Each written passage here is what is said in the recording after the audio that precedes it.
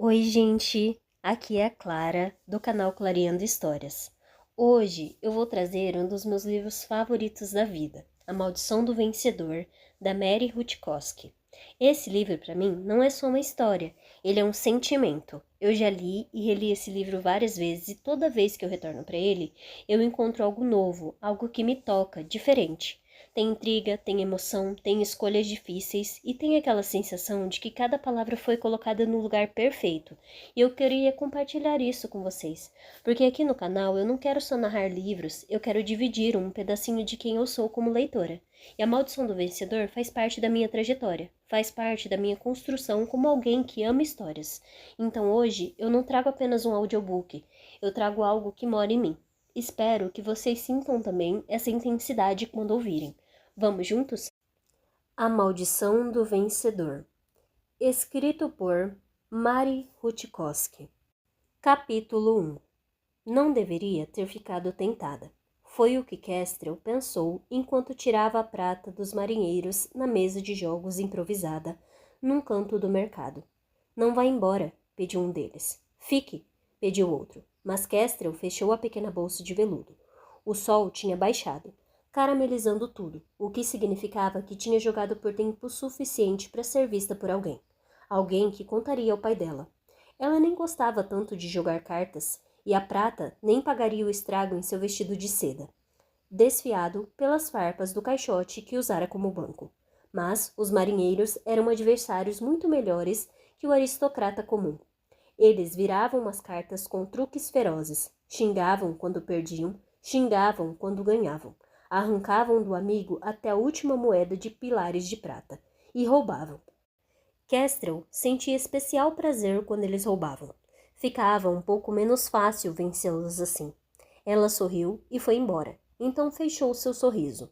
Aquela emocionante hora vivida teria um preço. Não era o jogo, nem mesmo a companhia que enfurecia seu pai. Não, o general Trajan ia querer saber por que sua filha estava no mercado da cidade sozinha. As outras pessoas estavam curiosas. Ela via isso em seus olhos, enquanto percorriam umas bancadas do mercado que ofereciam sacos abertos de temperos, cujos aromas se misturavam ao ar salgado que soprava do porto. Kestrel adivinhava as palavras que as pessoas não ousavam dizer quando ela passava. Claro que elas não falavam, sabiam quem ela era. E ela sabia o que elas diriam. Onde está o séquito de Lady Kestrel? E se ela não tinha nenhum amigo ou parente disponível para acompanhá-la ao mercado, onde estavam seus escravos? Bom, quanto aos escravos, eles tinham sido deixados na casa de campo. Kestrel não precisava deles. Quanto ao paradeiro de seu séquito, ela estava se perguntando o mesmo. Jess perambulava olhando as mercadorias. Kestrel a tinha visto pela última vez passeando por entre as bancas, feito uma abelha bêbada de néctar, com o pálido cabelo louro quase branco, sob o sol do verão. Tecnicamente, Jess poderia ter tantos problemas em casa quanto Kestrel. Uma jovem valeriana que não fazia parte do exército não tinha permissão para andar sozinha, mas os pais de Jess eram doidos de amor por ela e estavam longe de ter o mesmo conceito de disciplina que o general da patente mais alta do exército valeriano. Kestrel examinou as bancas em busca da amiga e finalmente avistou o brilho das tranças louras penteadas na última moda. Jess estava conversando com uma joalheira que lhe mostrava um par de brincos. As gotículas de ouro translúcido reluziam. Kestrel se aproximou. Topázio. A mulher mais velha dizia a Jess, para realçar seus lindos olhos castanhos. Apenas 10 pilares. Havia um tom duro na voz da joalheira. Kestrel olhou nos olhos cinzentos da mulher e notou que sua pele cheia de rugas era amarronzada devido aos anos de trabalho sob o sol. Ela era errante, mas uma marca em seu punho revelava que ela era liberta. Kestrel se perguntou como ela tinha conseguido sua liberdade. Escravos libertos pelos próprios donos eram raros. Jess ergueu os olhos. Ah, Kestrel, ela murmurou. Estes brincos não são perfeitos? Talvez, se o peso da prata na bolsa de Kestrel não tivesse apertado seu punho, ela não teria dito nada. Talvez, se o peso em seu punho não tivesse apertado seu coração de medo, Kestrel teria pensado antes de falar. Em vez disso, ela soltou a verdade óbvia. Não são topázio, são de vidro. Fez-se uma bolha sólida de silêncio. Ela se expandiu, mais fina e translúcida. As pessoas ao redor delas estavam ouvindo. Os brincos tremeram em pleno ar. Porque os dedos esqueléticos da vendedora de joias estavam tremendo, porque Kestrel havia acabado de acusá-la de tentar enganar uma valoriana. E o que aconteceria depois? O que aconteceria com qualquer errane na situação daquela mulher? O que a multidão presenciaria? Um oficial da guarda da cidade sendo chamado à cena, um apelo de inocência ignorado. Mãos velhas amarradas ao tronco, chicotadas até o sangue escurecer o chão de terra batida. Deixe-me ver. Kestrel disse, com a voz imperiosa, porque ela era muito boa em ser imperiosa. Pegou os brincos e fingiu examiná-los. Parece que me enganei. São mesmo topázio. Pode levar, sussurrou a joalheira. Não somos pobres. Não precisamos de um presente de uma pessoa como você. Kestrel colocou algumas moedas na mesa da mulher. A bolha de silêncio estourou, e os fregueses voltaram a discutir qualquer produto que lhe chamasse a atenção. Kestrel deu os brincos para Jess e a levou para longe. Enquanto caminhavam, Jess examinou um dos brincos, balançando-o como uma sineta. Então, são mesmo de verdade? Não. Como você sabe? São completamente claros, Kestrel disse. Não tem nenhuma falha. 10 pilares seria barato demais para um topázio dessa qualidade. Jess poderia ter comentado que 10 pilares era caro demais para Vido, mas disse apenas: a Irhane diria que o Deus das mentiras deve amar você. Você vê tudo com tanta clareza? Kestrel lembrou-se dos olhos cinzentos e apavorados da mulher. Os Erranes contam histórias demais. Eles eram sonhadores. Seu pai sempre dizia que esse era o motivo por que tinham sido tão fáceis de conquistar. Todo mundo ama histórias, Jess disse. Kestrel parou para pegar os brincos de Jess e colocá-los na orelha da amiga. Então, use este brinco no próximo jantar da sociedade. Diga para todo mundo que pagou um valor absurdo. Eles vão acreditar que são joias de verdade. Não é isso que as histórias fazem? Transformam coisas reais em falsas e coisas falsas em reais? Jess sorriu, virando a cabeça de um lado para o outro para que os brincos cintilassem. E aí, estou bonita? Tonta. Você sabe que está. Jess guiava o caminho agora, passando por uma mesa com tigelas de latão cheias de corante em pó. É a minha vez de comprar alguma coisa para você. Eu tenho tudo o que preciso. Parece uma velha falando. Vão pensar que você tem 70 anos em vez de 17. A multidão estava mais densa agora, tomada pelo dourado dos valerianos, com seus cabelos e peles e olhos em tons que variavam de mel a marrom claro. As raras cabeças morenas eram de escravos domésticos, bem vestidos, que tinham vindo com seus donos e não saíam do lado deles. Não fique com essa cara angustiada, Jess disse. Venha, vou achar alguma coisa para te deixar feliz. Um bracelete? Mas isso lembrou Kestrel, da vendedora de joias. Melhor a gente ir para casa. Partitura? Kestrel hesitou. Ahá, disse Jess. Ela pegou a mão da amiga. Não solte.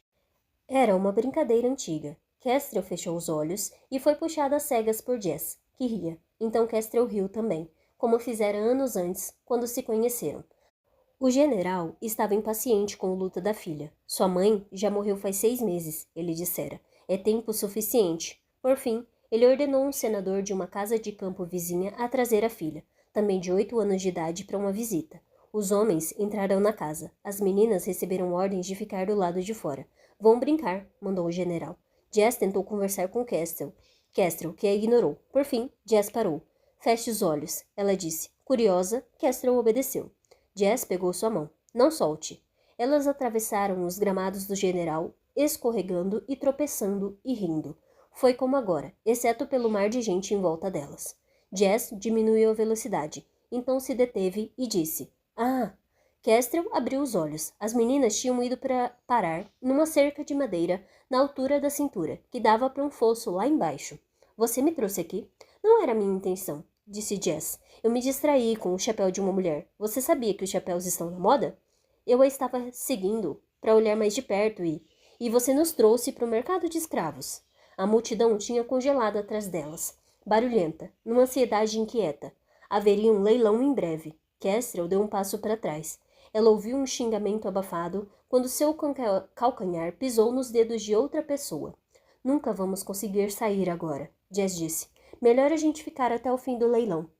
Centenas de valorianos estavam reunidos atrás da cerca que curvava num semicírculo largo. Todos na multidão vestiam roupas de seda, cada um com uma adaga presa ao quadril, embora alguns, como Jess, a usavam mais como um ornamento do que como uma arma. O fosso estava vazio, exceto por um grande palco de madeira para o leilão. Pelo menos temos uma vista boa. Jess encolheu os ombros. Kestrel sabia que Jess tinha entendido porque ela dissera em voz alta que os brincos de vidro eram de topázio. Jess compreendia por que tinham sido comprados, mas o jeito da menina lembrou Kestrel que certos assuntos elas não poderiam discutir. Ah, finalmente! Comentou uma mulher, com o queixo pontudo ao lado de Kestrel. Os olhos dela se estreitaram na direção do fosso e do homem atarracado caminhando para o centro. Ele era um Errani, com seu típico cabelo preto, mas sua pele pálida indicava uma vida fácil, sem dúvida, graças a um favoritismo que lhe garantia aquele trabalho. Era alguém que havia aprendido como agradar seus conquistadores valorianos. O leiloeiro parou diante do palco. Mostre uma menina primeiro, pediu a mulher, ao lado de Kestrel, com a voz ao mesmo tempo alta e lânguida. Muitas vozes estavam gritando agora, cada uma pedindo o que queria ver. Kestrel achou difícil respirar. Uma menina, berrou a mulher, de queixo pontudo, mais alto desta vez. O leiloeiro, que vinha acenando as mãos para si mesmo, como se colhesse os gritos e a euforia, parou quando o grito da mulher cortou o vozeiro. Ele olhou para ela, depois para Kestrel. Uma centelha de surpresa pareceu surgir em seu rosto, mas ela pensou que devia tê-lo imaginado, pois em seguida ele passou para Jess, depois examinou o semicírculo de todos os valorianos encostado na cerca, acima e em volta dele. Ele ergueu a mão. Caiu um silêncio. Tenho algo muito especial para vocês. O fosso tinha sido construído de forma que a acústica conduzisse um murmúrio e o leiloeiro era bom em seu ofício. Sua voz suave fez todos se aproximarem. Ele fez um sinal em direção à estrutura aberta, ainda coberta e sombreada. Ela era baixa e pequena no fundo do fosso. Ele fez um sinal com os dedos uma vez, duas vezes, e algo se agitou no redil. Um jovem saiu. A multidão murmurou. O espanto cresceu conforme o escravo caminhava devagar pela areia amarela. O jovem subiu no palco do leilão. Ele não tinha nada de especial. 19 anos, em ótimas condições. O leiloeiro deu um tapinha nas costas do escravo. Este aqui seria ótimo para casa. Gargalhadas correram pela multidão. Os valorianos cutucaram uns aos outros e elogiaram o leiloeiro. Ele sabia como entreter. O escravo era uma péssima mercadoria.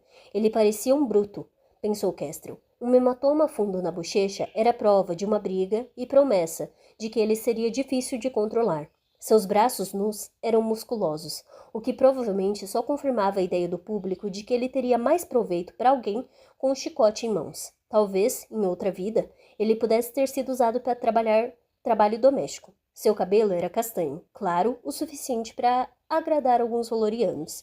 E embora Kestrel não conseguisse discernir seus traços à distância, havia um ar orgulhoso na forma como ele se portava. Mas sua pele era bronzeada pelo trabalho ao sol, e sem dúvida era esse tipo de trabalho que ele retornaria. Ele poderia ser comprado por alguém que precisava de um estivador ou de um construtor de paredes. Mesmo assim, o leiloeiro continuou com a piada. Ele pode servir sua mesa, mais gargalhadas. Ou ser seu valete. Os valorianos levavam uma mão à barriga e erguiam a outra, implorando para que o leiloeiro parasse. Ele era engraçado demais.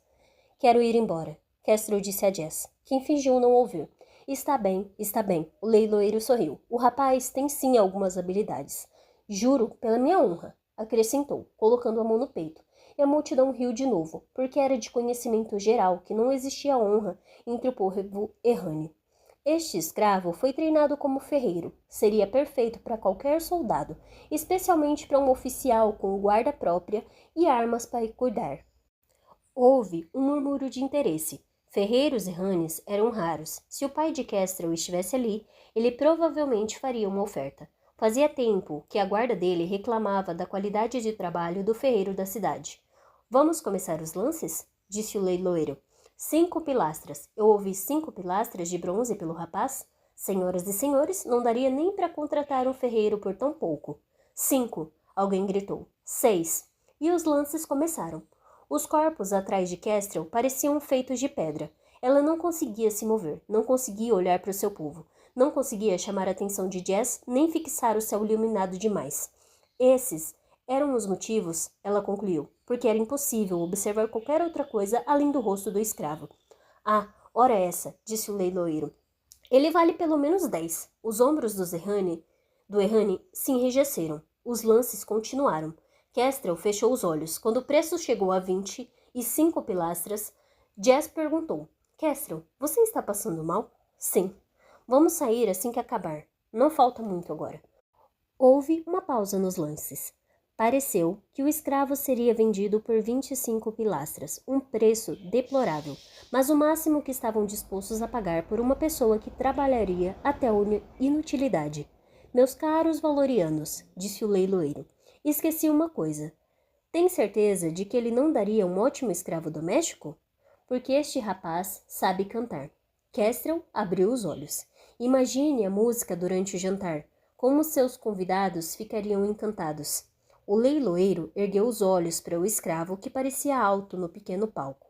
Vamos lá, cante para eles. Só então o escravo mudou de posição.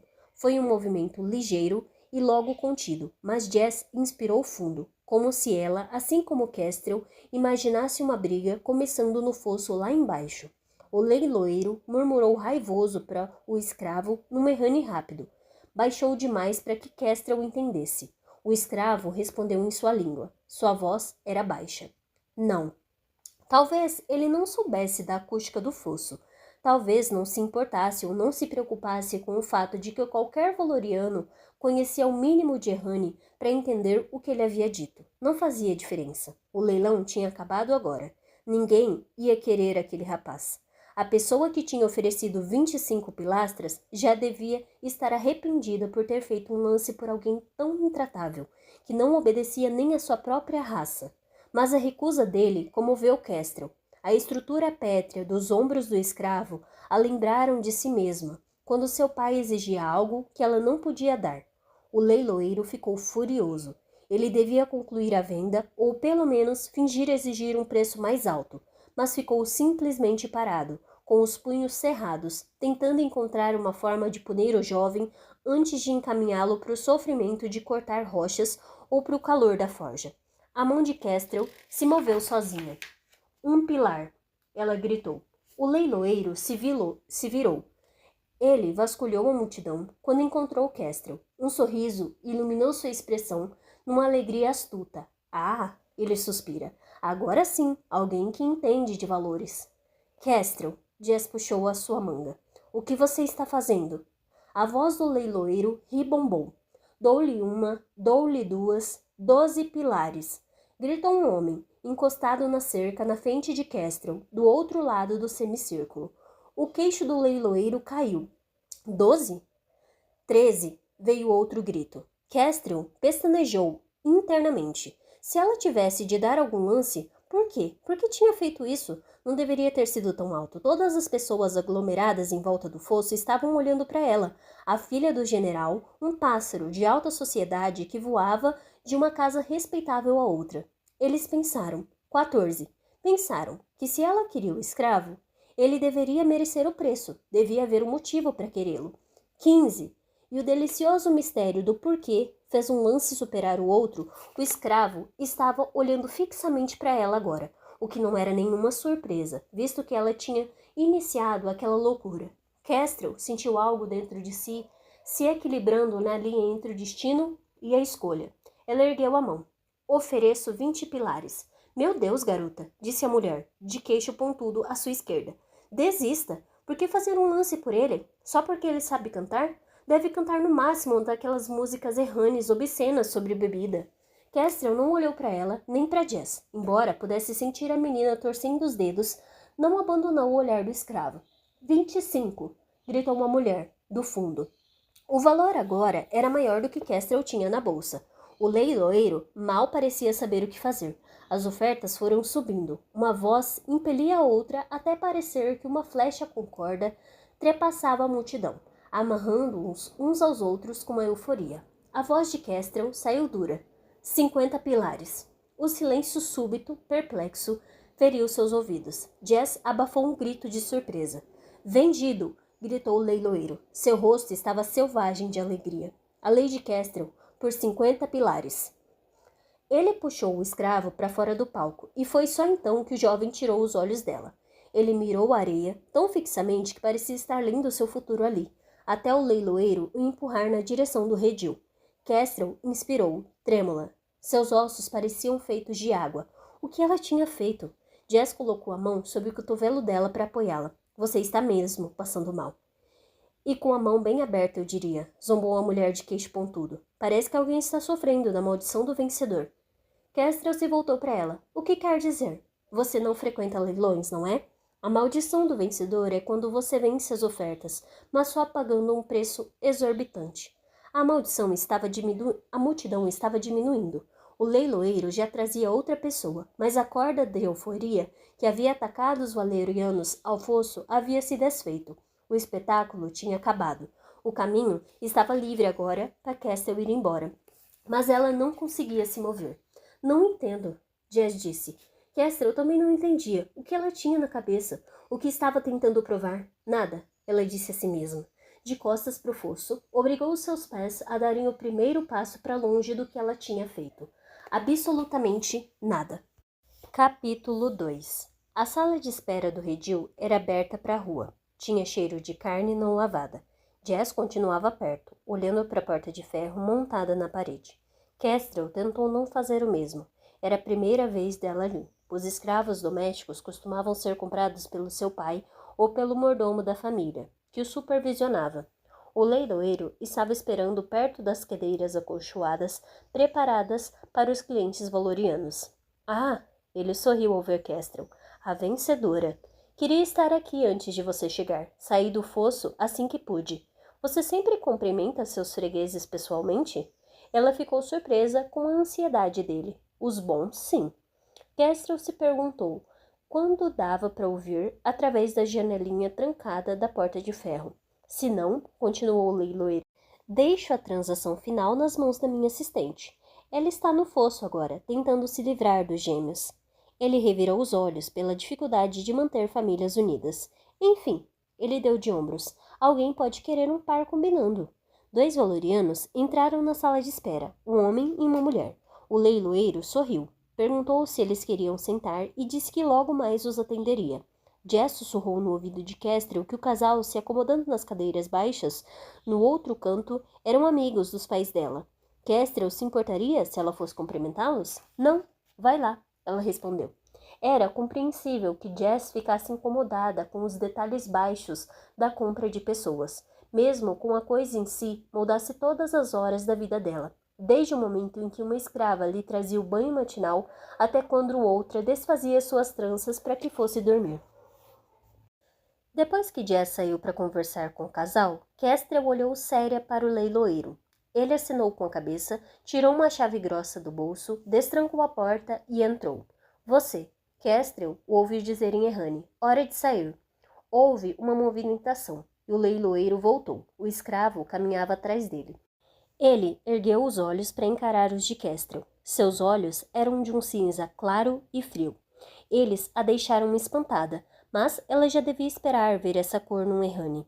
Kestrel pensou que era provavelmente o hematoma roxeado na bochecha dele que tornava a expressão em seus olhos tão perturbadora. Mesmo assim, sentiu-se desconfortável sob o olhar dele. Então, ele abaixou os olhos, encarou o chão, deixando o longo cabelo obscurecer seu rosto, ainda inchado de um lado pela briga ou surra. Ele parecia perfeitamente indiferente a tudo o que acontecia ao redor. Kestrel não existia, nem o leiloeiro, nem ele próprio. O leiloeiro trancou a porta de ferro. Agora, ele bateu as mãos numa única palma. A pequena questão do pagamento. Ela lhe ofereceu a bolsa. Eu tenho 24 pilares. Ele parou em dúvida. 24 não são 50, my lady. Vou mandar meu mordomo com o restante mais tarde. Mas e se ele se perder? Sou filha do general Trajan. Ele sorriu. Eu sei. A quantia total não é nenhum problema para nós. Kestrel continuou. Simplesmente preferi não carregar 50 pilares hoje. Minha palavra é o suficiente. Claro. Ele não disse que Kestrel poderia retornar em qualquer outro momento para buscar a compra e pagar o valor total. E Kestrel não falou nada sobre a raiva que tinha visto no rosto dele quando o escravo o desafiou, nem sobre sua desconfiança de que o leiloeiro se vingaria. A chance disso acontecer aumentava a cada minuto que o escravo continuava ali. Kestrel observou o leiloeiro pensar. Se ele insistisse que ela voltasse depois, correria o risco de ofendê-la e perderia o valor total. Ou poderia embolsar o que não era nem metade dos 50 pilares agora e talvez nunca conseguir o restante. Mas ele era esperto. Posso acompanhar a senhorita até sua casa com a aquisição? Gostaria de ver Smith instalado com segurança. Assim, seu mordomo já pode cuidar do pagamento. Ela olhou de soslaio para o escravo. Ele piscou ao ouvir seu nome, mas não ergueu o rosto. Pode ser, ela respondeu ao leiloeiro. Ela atravessou a sala de espera até Jess e perguntou ao casal se eles poderiam acompanhar a menina até em casa. Claro, disse o homem, senador Lincoln. Kestrel lembrou. Mas e você? Ela apontou para os 2 homens atrás de si. Eles vão me acompanhar. Já sabia que o leiloeiro Honey e um escravo rebelde não era o secto ideal. Kestrel também sabia disso, mas uma faísca de ressentimento pela situação que ela mesma havia criado, a deixou cansada de todas as regras que regiam seu mundo. Jess perguntou, tem certeza? Sim, o casal ergueu as sobrancelhas, mas eles claramente decidiram que a situação não era da sua conta, exceto como a fofoca a espalhar. Kestrel saiu do mercado de escravos com o leiloeiro e Smith atrás dela. Ela andou rápido pelas vizinhanças que separavam aquela parte esquálida da cidade do distrito Jardim. As ruas eram ordenadas com ângulos retos, projetadas por valorianos. Ela sabia o caminho, mas tinha a estranha sensação de que estava perdida. Hoje tudo parecia estranho. Quando passou pelo quartel dos guerreiros, cujos barracões densos havia percorrido na infância, imaginou os soldados se insurgindo contra ela. Se bem que, é claro, qualquer um daqueles homens e mulheres armados morreriam para protegê-la. E esperava que Kestrel se tornasse um deles. Bastava que ela obedecesse os desejos de seu pai e se alistasse. Quando as ruas começaram a mudar, torcendo-se em direções irracionais e se dobrando feito água, Kestrel ficou aliviada. As árvores formavam uma cobertura verde de folhas sobre ela. Podia ouvir as fontes atrás dos muros altos de pedra. Ela chegou a uma enorme porta de ferro. Um dos guardas do seu pai espiou através da janelinha e abriu. Kestrel não disse nada a ele, nem aos outros guardas, e eles também não disseram nada a ela. A garota guiou o caminho atrás do terreno. O leiloeiro e o escravo a seguiram. Estava em casa, mas os passos atrás dela na trilha de lajotas a lembraram que nem sempre foi assim. Essa propriedade e todo o distrito Jardim tinham sido construídos por Errani, que o chamavam de outro nome quando a terra era deles. Ela pisou no gramado, os homens fizeram o mesmo, os passos agora abafados pela grama. Um pássaro amarelo cantou e voou entre as árvores. Kestrel ficou ouvindo até a canção terminar e continuou na direção da casa de campo.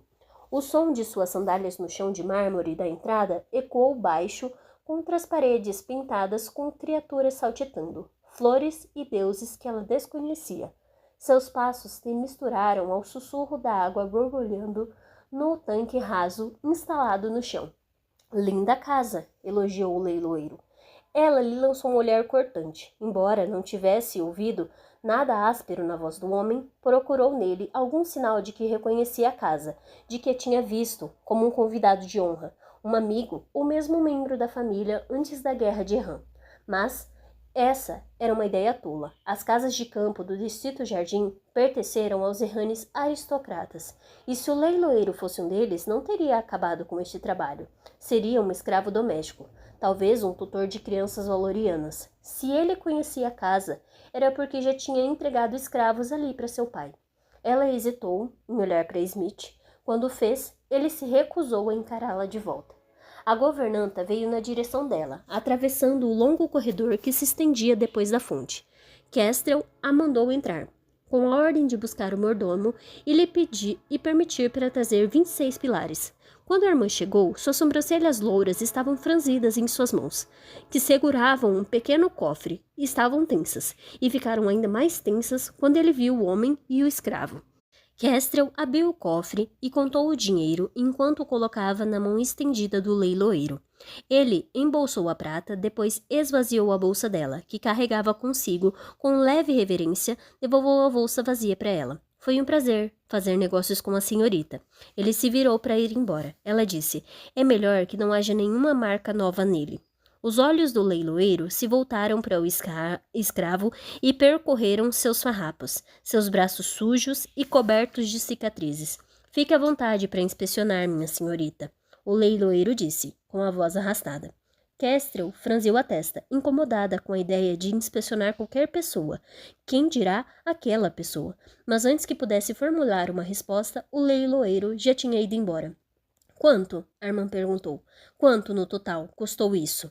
Ela respondeu. Ele inspirou fundo. O seu pai. Deixe que eu conto para o meu pai. Bom, o que eu faço com ele? Kestrel olhou para o escravo. Ele não tinha se movido. Continuava parado no mesmo piso preto como se ainda estivesse no palco de leilão. Ele havia ignorado a conversa inteira, sem prestar atenção no valoriano, que provavelmente não entendia direito. Seus olhos estavam erguidos, pousados num roxinol pintado que decorava uma parede do outro lado. Este é Smith, Kestrel disse ao mordomo. O nervosismo de Armand diminuiu um pouco. Um ferreiro?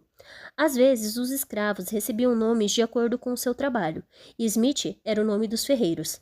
Ele pode ser útil. Vou mandá-lo para a forja. Espere, ainda não sei onde quero que ele fique. Ela perguntou a Smith em Errani. Você canta? Então, ele olhou para ela, e Kestrel encontrou a mesma expressão que tinha visto na sala de espera. Seus olhos cinzas eram gélidos. Não.